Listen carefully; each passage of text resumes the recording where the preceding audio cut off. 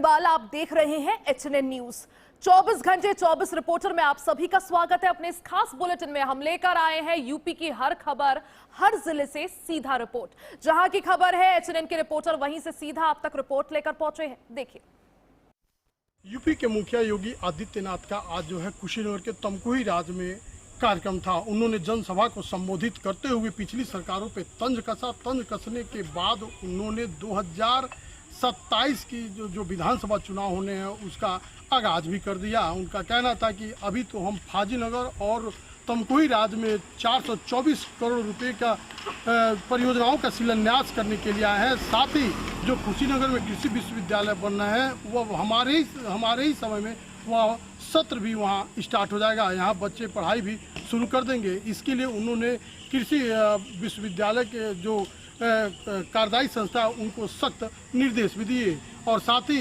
ये भी कयास लगाया जा रहा है कि 2027 के चुनाव को लेकर इन्होंने यूपी के इस लास्ट विधानसभा तमकुही राज से 2027 का आगाज कर दिया है। कुशीनगर से शैलेंद्र गुप्ता, एचएनएन न्यूज। उत्तर प्रदेश में आगामी विधानसभा चुनाव को देखते हुए समाजवादी पार्टी ने बेहतर रणनीति के तहत इस बार प्रत्याशियों को टिकट सिफारिश पर नहीं बल्कि सर्वे के आधार पर देने की योजना बनाई है। दरअसल समाजवादी पार्टी एक सर्वे करा रही है कि आखिर किस नेता का क्षेत्र में कितना दबदबा है, कितनी पकड़ है, जनता के बीच कितने लोकप्रिय हैं और समाजवादी पार्टी जिन मुद्दों को लेकर के चल रही है उनको जन जन तक किस आधार पर पहुंचा रहे हैं और कितनी तेजी से गांव में, शहरों में, कस्बों में जनसंपर्क कर रहे हैं। इसी आधार पर समाजवादी पार्टी सीधे तौर पर प्रत्याशियों को टिकट देगी। इसके लिए उत्तर प्रदेश के पूर्व मुख्य सचिव आलोक रंजन, जो कि समाजवादी पार्टी में अखिलेश यादव के बेहद करीबी हैं, बाकायदा एक सर्वे रिपोर्ट तैयार कर रहे हैं। आलोक रंजन की रिपोर्ट की माने तो 70 से 75 सीटें कांग्रेस को देने का विचार है, यानी कि यूपी में जो समाजवादी पार्टी और कांग्रेस के बीच में समझौता होगा उसमें कांग्रेस को 70 से 75 सीटें दी जाएंगी चुनाव लड़ने के लिए। बाकी की सीटों पर समाजवादी पार्टी के प्रत्याशी चुनाव लड़ेंगे। अखिलेश यादव 2027 में सत्ता में वापसी का सपना देख रहे हैं। ऐसे में उनके पास में चुनाव लड़ने की इच्छा रखने वाले लोगों की सिफारिशें आना शुरू हो गई हैं। लेकिन इस बार अखिलेश यादव ने तय किया है कि सिफारिशों के आधार पर नहीं बल्कि सर्वे के आधार पर टिकट दिया जाएगा और जिन लोगों के भी बायोडाटा आ रहे हैं उनका सर्वे कराया जा रहा है, उनके बारे में पता किया जा रहा है, क्षेत्र में उनकी लोकप्रियता, जनता के बीच में वो कितना ज़्यादा रहते हैं। पीडीए का जो फॉर्मूला लेकर के अखिलेश यादव चल रहे हैं वो जन जन तक पहुँचाते हैं कि नहीं पहुँचाते हैं, कस्बों में, गाँवों में लोगों के बीच जाते हैं या नहीं जाते हैं। इस आधार पर पूरा एक पैरामीटर तैयार किया जा रहा है और उसी के आधार पर प्रत्याशियों को टिकट दिया जाएगा। अखिलेश यादव जानते हैं कि 2027 का चुनाव बेहद महत्वपूर्ण है। ऐसे में कहीं ना कहीं अगर प्रत्याशी मजबूत होगा तो एक बार जो सत्ता में वापस आने का सपना है अखिलेश यादव का वो पूरा हो पाएगा। वीडियो जर्नलिस्ट समर के साथ पुनीत मोहन, एचएनएन न्यूज। देश में जनगणना का कार्य तेजी से चल रहा है। ऐसे में ग्रेटर नोएडा की बात करें, ग्रेटर नोएडा में भी जनगणना का कार्य चल रहा है और नोएडा के अंदर भी जनगणना का कार्य चल रहा है। लेकिन नया मामला निकल कर सामने आया है कि ग्रेटर नोएडा के जो चार्ज अधिकारी हैं उनके द्वारा डीसीपी को पत्र लिखकर कहा गया है कि 29 कर्मचारियों के खिलाफ कार्रवाई की जाए और उनके खिलाफ एफआईआर दर्ज करी जाए, क्योंकि ये लोग ड्यूटी में अनियमितता बरत रहे हैं और ड्यूटी लेने से बच रहे हैं। अभी तक ऐसा मामला नोएडा से भी सामने आया था कि कुछ कर्मचारी ऐसे थे जो कि ड्यूटी लेने से आनाकानी कर रहे थे, क्योंकि जनगणना का कार्य है, सरकारी कर्मचारियों की ड्यूटी लगी है। तो ऐसे में इस कार्य को जल्द करना है और इस कार्य को करने के लिए जो भी सरकारी कर्मचारी ड्यूटी पे तैनात हैं उनमें से जो कर्मचारी अपनी ड्यूटी को सही समय पर नहीं लेगा और सही समय पर ड्यूटी पूरी नहीं करेगा उसके खिलाफ शासन के द्वारा कार्रवाई की जाएगी, उसकी नौकरी जाएगी और उसके खिलाफ एफआईआर दर्ज होगी। कैमरा पर्सन राजेंद्र के साथ मैं रमेश परियार, एचएनएन न्यूज, नोएडा।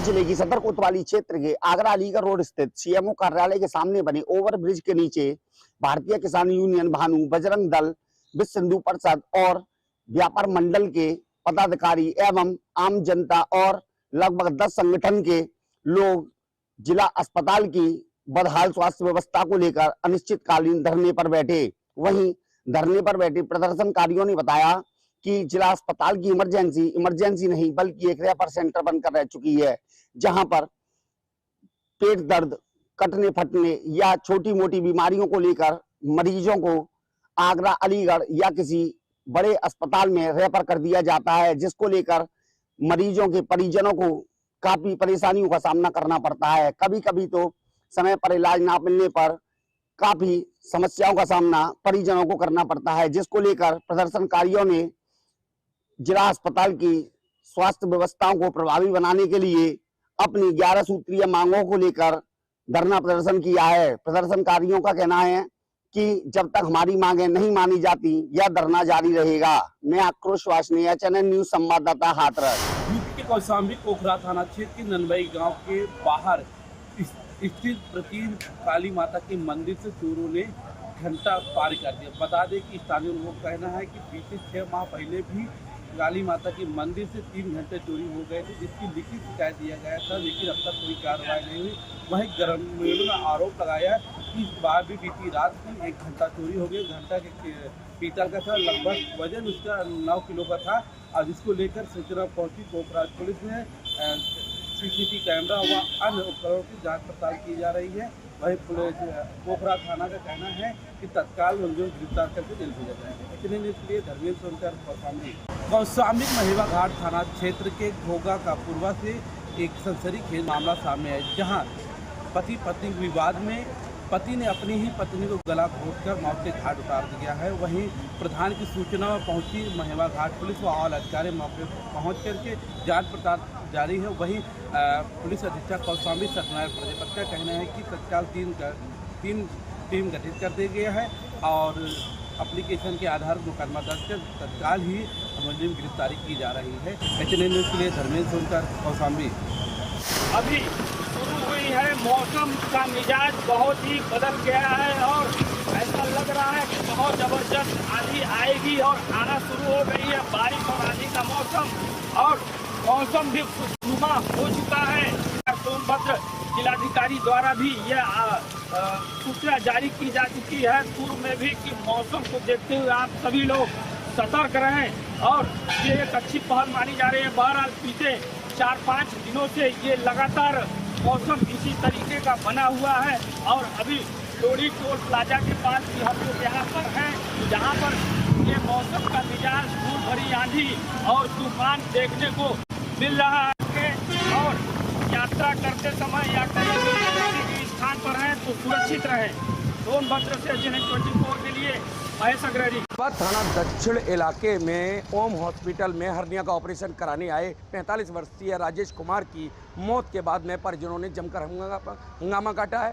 फिलहाल पूरे मामले को लेकर परिजनों ने अस्पताल प्रशासन पर लापरवाही के आरोप लगाए। फिलहाल पूरे मामले को लेकर पुलिस मौके पर है, जांच पड़ताल में जुटी हुई है और लगातार परिजनों से बातचीत का दौर भी शुरू हो चुका है। लगातार परिजनों का आरोप है कि ओम हॉस्पिटल के प्रशासन द्वारा लापरवाही के चलते उनके मरीज की मौत हुई है। फिलहाल पूरे मामले को लेकर पुलिस अपनी जांच पड़ताल में जुटी हुई है। अपने सहयोगी विजय के साथ मुकेश कुमार बघेल, एचएनएन न्यूज़ फिरोजाबाद। मुरादाबाद के भोजपुर इलाके में भीषण आग लग गई और आग लगने के बाद अफरा तफरी जैसा माहौल देखा गया।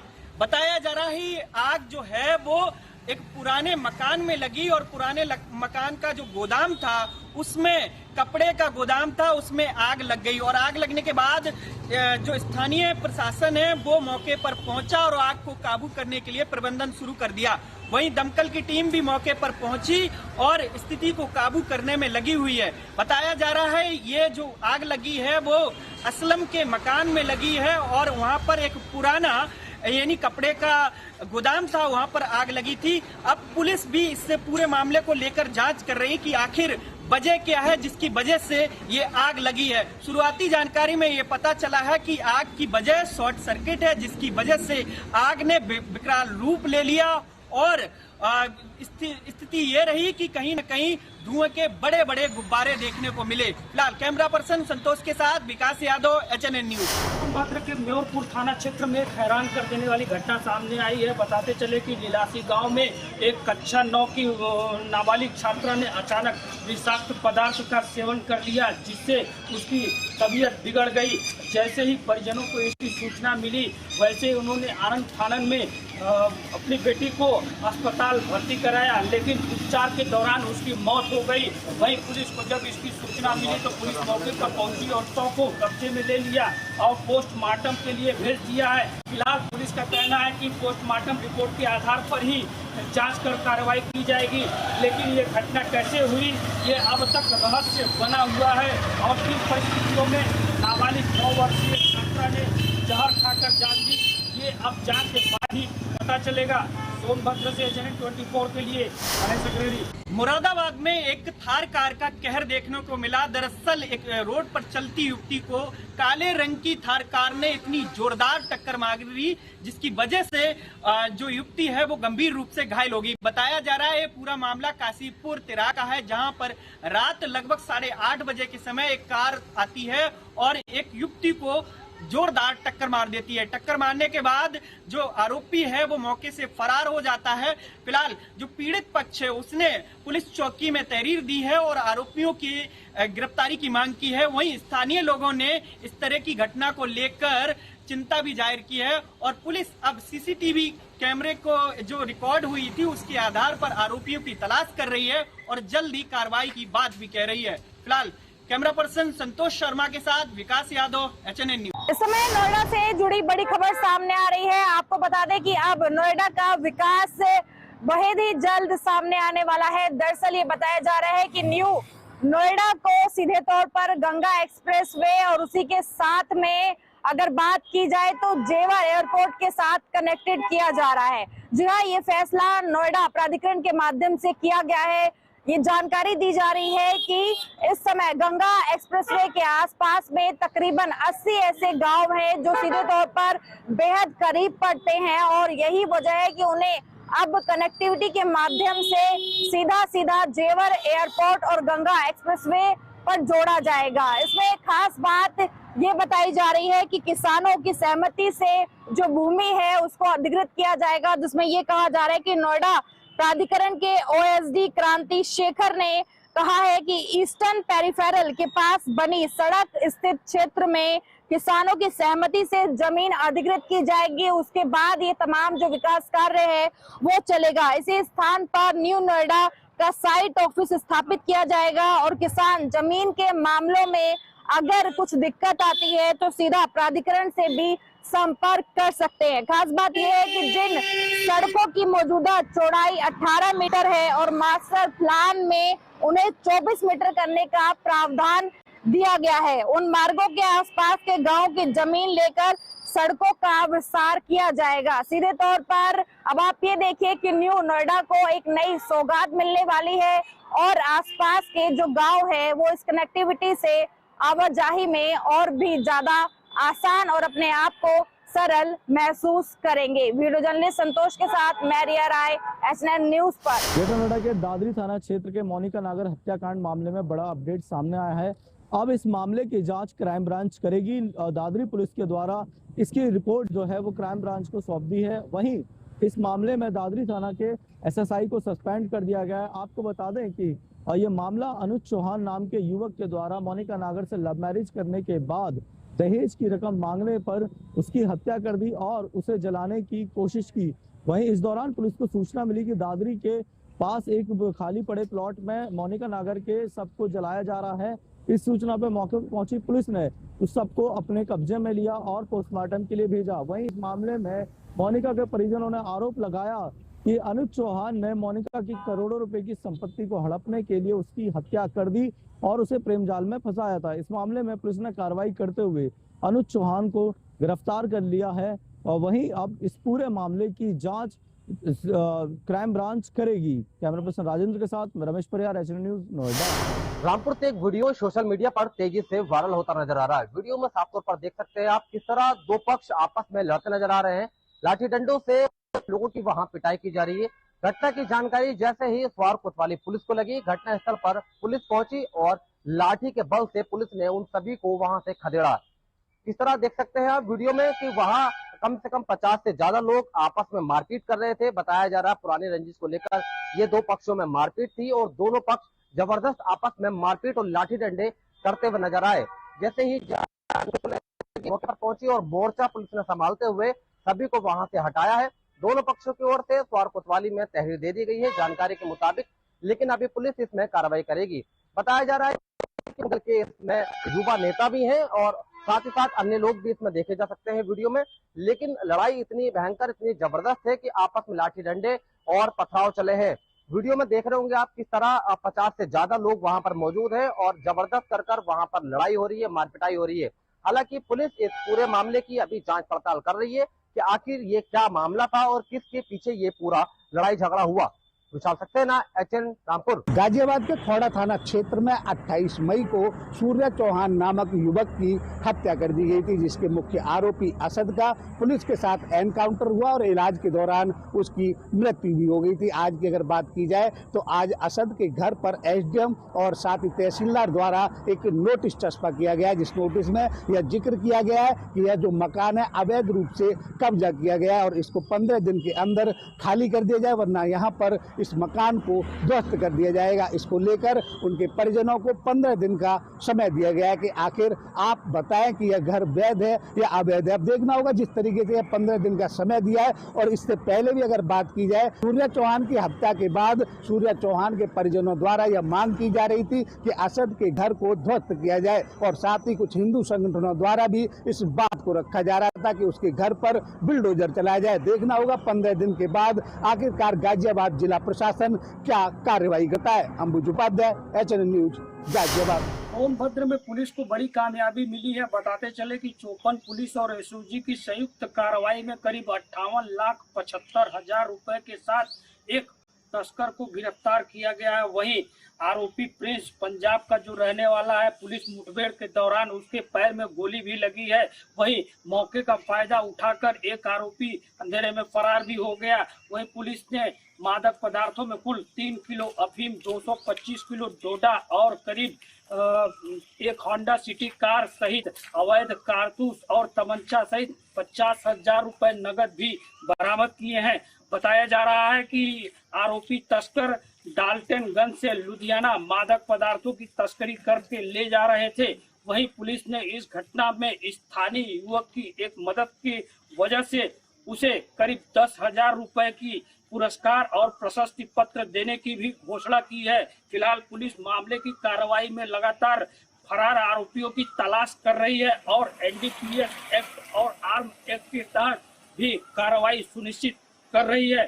सोनभद्र से HN 24 के लिए महेश अग्रहरी। हाथरस जिले की कोतवाली थाना हाथरस गेट क्षेत्र के कैलाश नगर में उस समय हड़कंप मच गया जब मोहल्ले के ही रहने वाले एक युवक ने बुजुर्ग महिला का बलात्कार कर उसे लहूलुहान कर दिया। बताया जा रहा है कि हाथरस जिले की कोतवाली थाना हाथरस गेट क्षेत्र के कैलाश नगर की रहने वाली एक बुजुर्ग महिला के साथ मोहल्ले के ही रहने वाले एक युवक सलमान ने बलात्कार कर दिया, जिससे महिला खून से लथपथ हो गई।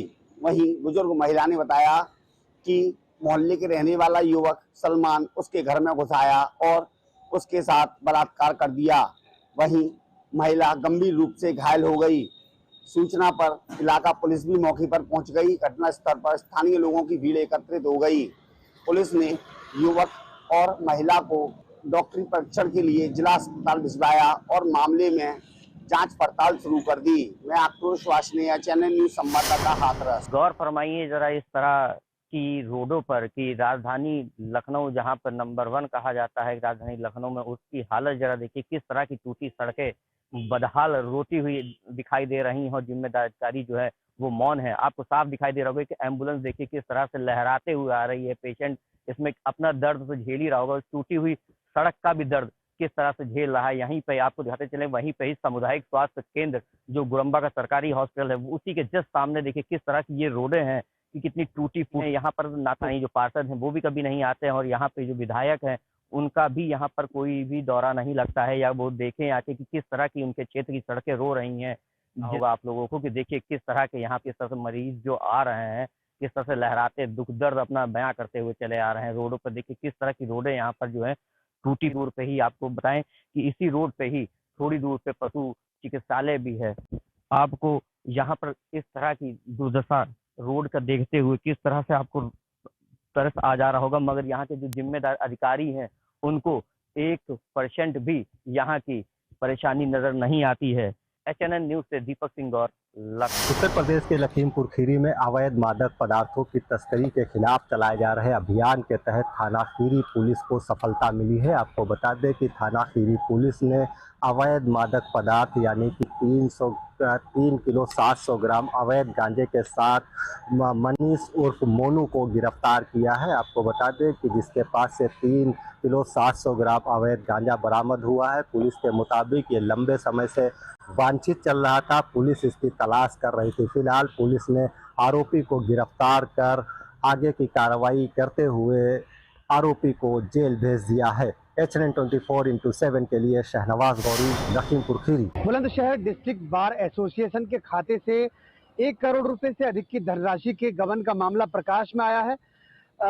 वर्तमान अध्यक्ष की शिकायत पर बुलंदशहर SSP के आदेश पर सिटी कोतवाली में यह मामला दर्ज कर लिया गया है।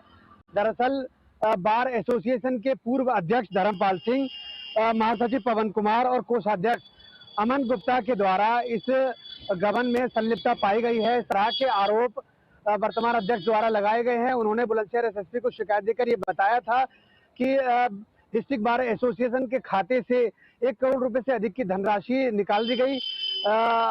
जो पूर्व पदाधिकारी हैं उनके द्वारा अपने पुत्र, अपने रिश्तेदार और अपने करीबियों को इसका भुगतान किया गया। फर्जी दस्तावेज, कूटरचित बिल और फर्जी बिल लगाकर जो राशि है वो निकाल ली गई उनके द्वारा और उसको अपने निजी कार्यों में इस्तेमाल कर लिया गया। इस तरह के आरोप लगाकर जब शिकायत दी गई तो बुलंदशहर SSP के आदेश पर मुकदमा दर्ज कर लिया गया। वहीं मुकदमा दर्ज होने के बाद भारी संख्या में अधिवक्ता एकत्र होकर बुलंदशहर SSP पहुंचे, जहां SSP से मुलाकात के बाद उन्होंने कार्यालय परिसर में जमकर हंगामा किया, जिसकी वीडियो भी सामने आई है।